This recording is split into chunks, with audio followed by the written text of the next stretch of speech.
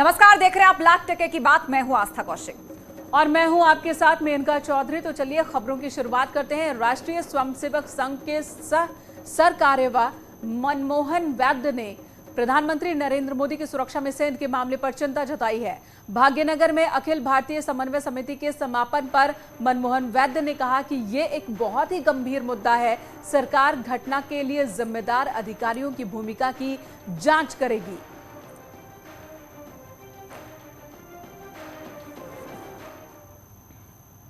तो प्रधानमंत्री की सुरक्षा जैसे गंभीर मसले पर देश में सियासत जारी है। पंजाब में प्रधानमंत्री की सुरक्षा में हुई चूक को लेकर आज सुप्रीम कोर्ट में सुनवाई हुई। इसमें केंद्र सरकार ने पंजाब सरकार की जांच पर सवाल उठाते हुए इसे इंटरनेशनल साजिश बताया। साथ ही एनआईए यानी कि नेशनल इन्वेस्टिगेशन एजेंसी को भी इसमें शामिल करने की मांग की।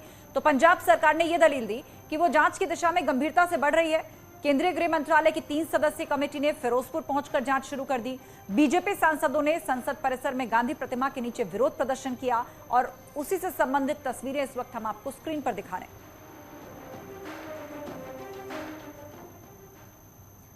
प्रधानमंत्री नरेंद्र मोदी की सुरक्षा में चूक, इस मसले पर सियासत भी तेज है और ये सियासत और इस पर सरकार की तरफ से विपक्ष की ओर से वार पलटवार जारी है। केंद्रीय मंत्री अनुराग ठाकुर ने कांग्रेस पर निशाना साधा। अनुराग ठाकुर ने कांग्रेस की टॉप लीडरशिप के चुप्पे पर सवाल उठाए। केंद्रीय मंत्री ने सुरक्षा में लापरवाही बरतने वालों के खिलाफ कड़ी कार्रवाई करने की वकालत की है कि कांग्रेस के शीर्ष नेतृत्व की चुप्पी बहुत कुछ कहती है,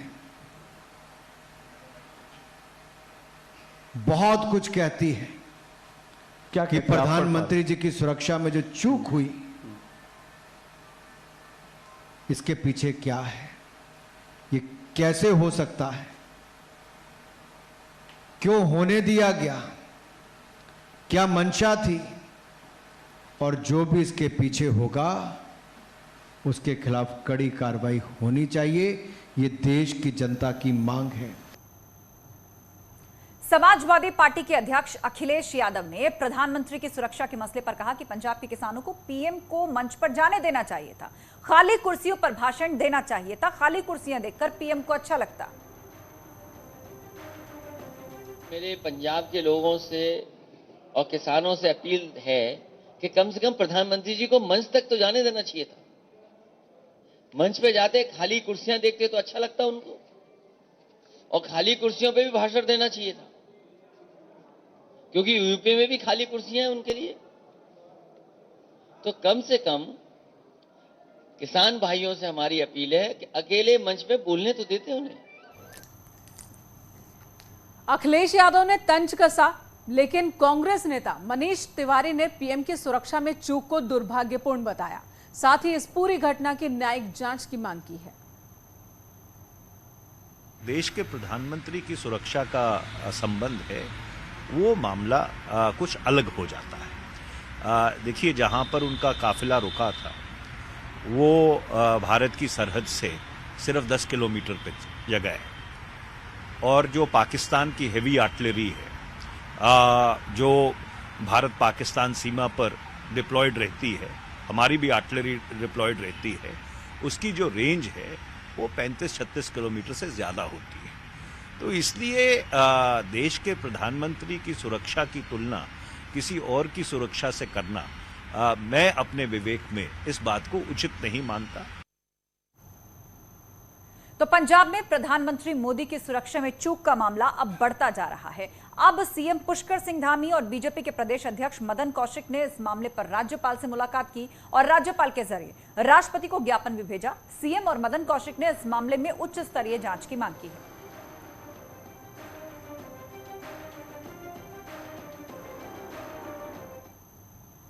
कांग्रेस के इतने वरिष्ठ नेता जिनकी आयु 73-74 वर्ष हो गई है, उनसे इस प्रकार के बयान की कतई भी अपेक्षा नहीं करते हैं कि वो निश्चित रूप से, मैं इनके इस बयान की घोर भर्त्सना करता हूं कि आखिर इनको हो क्या गया है, कांग्रेस पार्टी किस दिशा में जा रही है कि बम ब्लास्ट जैसे शब्दों का ये उपयोग कर रहे हैं। हम अभी भूले नहीं हैं। इधर प्रधानमंत्री की सुरक्षा में चूक को लेकर बवाल मचा है और उधर आरएसएस मुख्यालय नागपुर वहां पर सुरक्षा को लेकर आशंका जताई जा रही है, आतंकी साजिश की आशंका जताई जा रही है। आरएसएस मुख्यालय की सुरक्षा बढ़ा दी गई है। सुरक्षा एजेंसियों को इनपुट मिला था कि जैश आतंकियों ने नागपुर में कई इलाकों में रेकी की। नागपुर के पुलिस कमिश्नर ने रेकी की पुष्टि की है और इस मामले में केस दर्ज कर जांच की जा रही है। देखिए, कुछ ऐसी इंफॉर्मेशन आई थी कि कुछ जैश ए मोहम्मद के कुछ टेररिस्ट नागपुर में कुछ ठिकानों की रेकी किए थे। इस जानकारी ये आने के बाद हमने अपनी कार्रवाई शुरू की है और हमने एक अनलॉफुल एक्टिविटीज प्रिवेंशन एक्ट के तहत एक गुनाह हमने रजिस्टर किया है और उसको क्राइम ब्रांच इन्वेस्टिगेट कर रही है। जो भी सुरक्षा की विषय है, सुरक्षा की जो भी टारगेट्स है उसकी सुरक्षा की हम पुख्ता इंतजाम कर रहे हैं। सुरक्षा इन सभी स्थानों की बढ़ाई गई है। और इस वक्त एक बड़ी खबर हमें मिल रही है। अजीत सिंह हत्याकांड से जुड़ी हुई एडीजी लॉ एंड ऑर्डर ने एसटीएफ को जांच सौंप दी है। पुलिस ने धनंजय सिंह को इसमें आरोपी बनाया था। विभूति खंड थाने में दर्ज हुई थी एफआईआर और लखनऊ पुलिस चार्जशीट भी लगा चुकी है। धनंजय सिंह पर हत्या की साजिश का आरोप है। इस पूरे मामले की जांच अब एसटीएफ करेगी। एसटीएफ को यह जांच सौंप दी है एडीजी लॉ एंड ऑर्डर ने। पुलिस ने धनंजय सिंह को इस मामले में आरोपी बनाया है, जो कि कुछ ही समय पहले सरेआम क्रिकेट खेलता हुआ एक क्रिकेट टूर्नामेंट के उद्घाटन मैच में नजर आया था, जिसकी तस्वीर इस वक्त हम आपको स्क्रीन पर दिखा रहे हैं। 25,000 का इनाम उस पर घोषित है।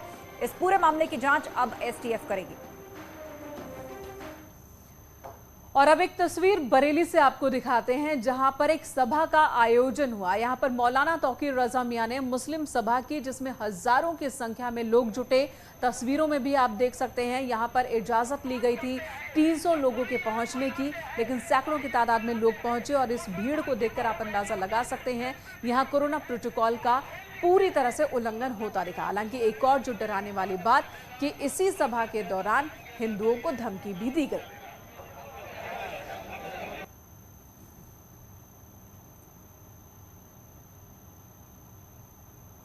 और इस सभा में देखिए क्या हुआ। मौलाना तौकीर रजा ने हिंदुओं को धमकाते हुए कहा, मुझे डर लग रहा है कि मेरे नौजवान कानून हाथ में ना लें और अगर ऐसा हुआ तो पनाह नहीं मिलेगी। रोज रसूल आजम की शान में गुस्ताखी होती है, हम सब्र करते हैं। खून के आंसू रो रहे हैं, खून के घूंट पी रहे हैं, उससे तिलमिला रहे हैं। अपने हिंदू भाइयों से खास तौर से कह रहा हूं, मुझे उस वक्त से डर लगता है जिस दिन मेरा ये नौजवान कानून अपने हाथ में ले लेगा। जिस दिन ये नौजवान बेकानून हो गया और कानून अपने हाथ में लेने पर मजबूर हो गया, तो तुम्हें हिंदुस्तान में कहीं पनाह नहीं मिलेगी।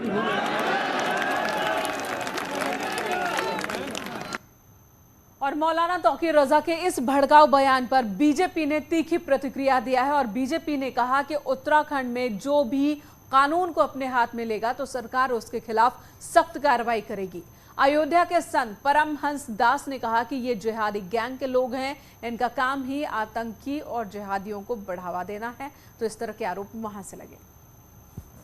कानून हाथ में लेने का मुगालता आप भूल जाइए। उत्तर प्रदेश में योगी आदित्यनाथ जी के नेतृत्व की सरकार है और देश में नरेंद्र मोदी जी की सरकार है। जो लोग भी कानून हाथ में लेकर के अब तक संरक्षण पाया करते थे सत्ता का, अब सत्ता का संरक्षण नहीं है। और जो भी कानून को हाथ में लेने की मुगालता करे भालेगा या गलती करेगा, उसके घर बुलडोजर भी चलेगा और माफी मांगते हुए गले में तख्ती लटका करके उसे सरेंडर भी करना पड़ेगा।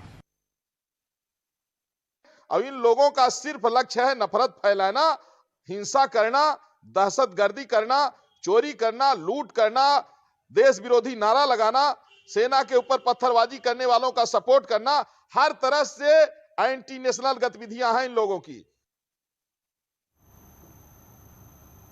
आगे बढ़ते हैं, अगली खबर का रुख करते हैं। गोंडा में एसपी अध्यक्ष अखिलेश यादव ने कहा है कि प्रदेश में किसानों की उपेक्षा हो रही है। खाद, बीज और दवा भी उपलब्ध नहीं करवा पा रही सरकार। घबराकर बिजली की दरें कम की जा रही हैं। अखिलेश ने कहा कि हिटलर के जमाने में एक प्रोपेगेंडा मिनिस्टर होता था और इस सरकार में सरकार ही प्रोपेगेंडा पर चल रही है।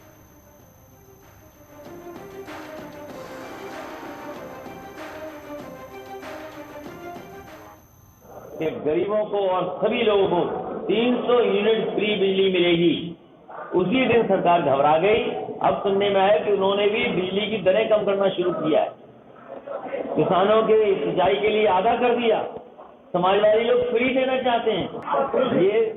ये भारतीय जनता पार्टी के लिए कुछ नहीं कर सकते। शिलान्यास का शिलान्यास, उद्घाटन का उद्घाटन, दूसरे के काम पे अपना काम और विज्ञापन में तस्वीरें चुराना, जो रास्ता समाजवादियों का है वही रास्ता अपनाना। यूपी के लोगों के लिए एक और अच्छी खबर आज आई। उत्तर प्रदेश में राष्ट्रीय जल पुरस्कार में यूपी को पहला स्थान मिला। केंद्रीय मंत्री गजेंद्र सिंह शेखावत ने आज इसका ऐलान किया और इस पर सीएम योगी ने ट्वीट किया। उन्होंने लिखा कि देश में राष्ट्रीय जल पुरस्कार 2020 के अंतर्गत उत्तर प्रदेश को सर्वश्रेष्ठ राज्य और मुजफ्फरनगर को नॉर्थ जोन में सर्वश्रेष्ठ जनपद का पुरस्कार मिला। प्रधानमंत्री के मार्गदर्शन में जल समृद्ध भारत के विजन को साकार करने के लिए कृत संकल्पित है। प्रदेशवासियों को बधाई। और इसी के साथ ही वाराणसी के बलुआ ग्राम को नॉर्थ जोन की सर्वश्रेष्ठ ग्राम पंचायत पुरस्कार की श्रेणी में तीसरा स्थान मिला है। काशी समग्र विकास की मानक बन रही है। काशी वासियों को बधाई और गांव वालों को का भी अभिनंदन। ये ट्वीट किया सीएम योगी आदित्यनाथ ने। यूपी के जल शक्ति मंत्री महेंद्र सिंह ने ट्वीट करके मुख्यमंत्री योगी और प्रधानमंत्री मोदी का आभार भी जताया। उन्होंने लिखा है कि राष्ट्रीय जल पुरस्कार 2020 में यूपी को पहला स्थान मिला। सिंचाई जल प्रबंधन में पहला स्थान मिलने पर सीएम योगी को हार्दिक बधाई। प्रधानमंत्री मोदी के नेतृत्व में उत्तर प्रदेश ने बड़ी उपलब्धि प्राप्त की है।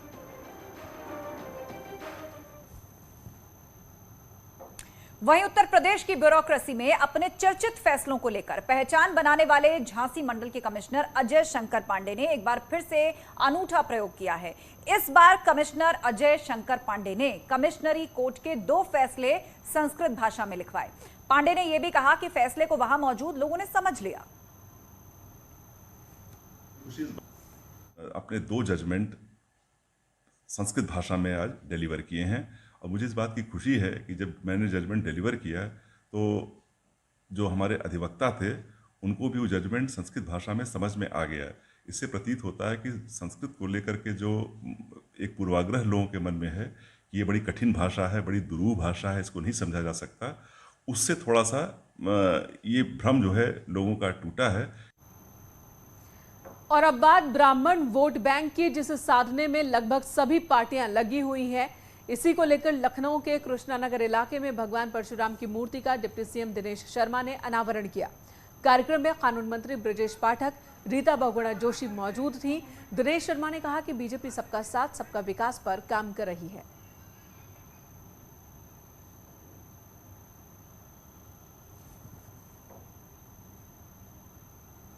हम राम में भी परशुराम और परशुराम में भी राम का वास पाते हैं। और जैसे भगवान राम ने लंका पर विजय प्राप्त करने के लिए केवट, निषाद, आदिवासी, ऋषि, भालू, वानर सबको एकत्रित किया था और जैसे उन्होंने सबरी के जूते बेल खाए थे, हमारे प्रधानमंत्री जी, हमारे मुख्यमंत्री जी आज सभी वर्गों के लिए एक तरफ अगर महाराजा सुहेलदेव विश्वविद्यालय बनकर तैयार हुआ है तो दूसरी तरफ जो जाट राजा थे, राजा महेंद्र प्रताप सिंह जी, उनके नाम पर भी विश्वविद्यालय है। मां शाकुंभरी का विश्वविद्यालय अगर बना है तो आज सिखों के धर्मगुरु के लिए भी हमने वहां पर एक कॉरिडोर की स्थापना जो पंजाब में हो सकती थी पाकिस्तान जाने के लिए सिख गुरुओं के लिए, वो भी हमने करी है। और फिलहाल रुकेंगे एक ब्रेक के लिए। खबरें जारी हैं, बने रहे हमारे साथ।